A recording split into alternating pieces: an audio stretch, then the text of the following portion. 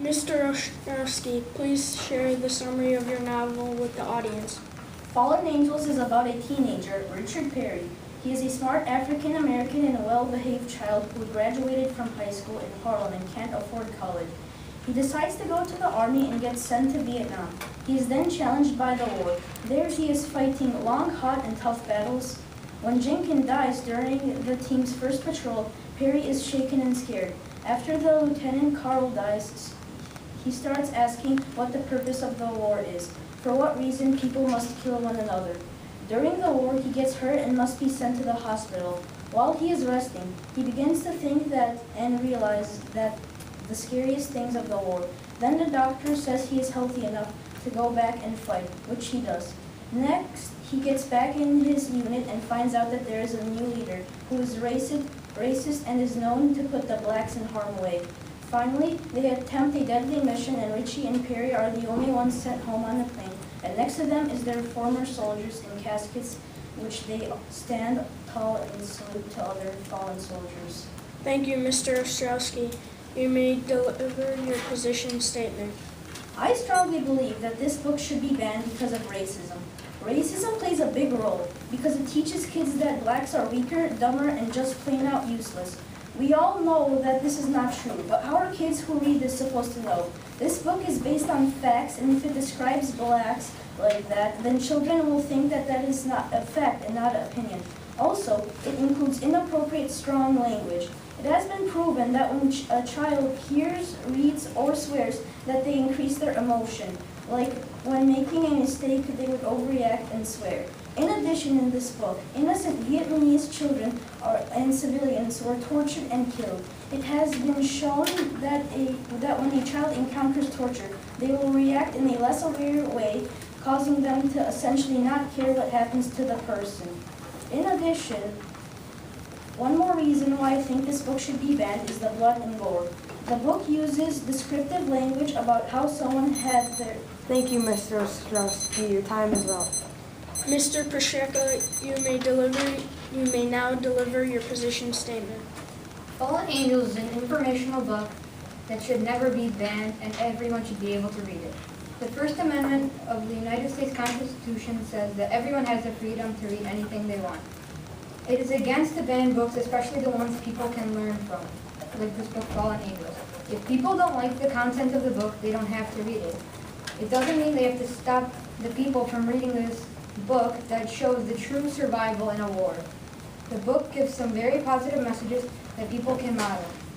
The information supports what American soldiers have to experience while being in Vietnam.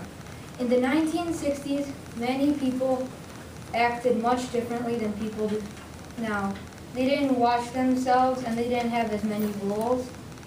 There was a lot of in the army there was a lot of diversity and people separated from each other just by their skin color. But they learned to get along in the hardest moments, like when people... Thank you, Mr. Pacheco. Your time is up. Mr. Ostrowski, you have 1 minute for your rebuttal. As he said, that this book is an informational book that teaches lessons and how it was back then, but it is introduced too early at this age and has many violent and gory events. Also, when kids encounter with something like that, they imagine it in their active minds. They will most likely be scared for life and have their brain corrupted. If something like this were to happen, a child wouldn't know how to react and possibly laugh.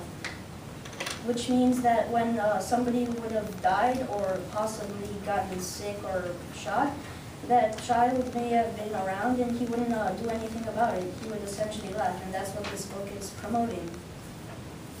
And also, this book introduces intense violence. It has been proven that when children read, play games, or watch violence, they have many more risk factors such as aggression and conflicts.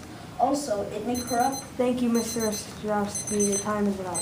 Mr. Pacheco, you have 1 minute for your rebuttal. For racism, African Americans, they were already discriminated while being in the United States. They knew it would happen when they went to the Vietnam War, but they knew that they had to help their country even whatever they had to go through. And it shows that people in the 1960s were always, when they were angry, they always used different language kind of to take out their anger other than like punching or getting in fights. They used their language instead. And for the violence, things in the Vietnam War were very bad. It was one of the bloodiest wars and very, very many people died. And it shows what happens to people when they're at the edge of death, when they don't know if they're gonna come back every day. So they pretty much watch out for themselves. So that's why. Thank you, Mr. Pacheco. Your time is up. Mr. Ostrowski, you have an optional 30 seconds to conclude your thoughts. Peter said that instead of taking out your anger by punching or hitting someone, it's okay to swear at them. And we all know that's not true. Back to violence, it may corrupt their brain with dark thoughts and dark suggestions. Studies have shown that when some children may react differently and become hostile. To conclude, there is a part in the book where their goal is to kill 140 people, or essentially what their weight was, and just to get out of the war. Thank you, Mr. Ostrowski. Your time is up.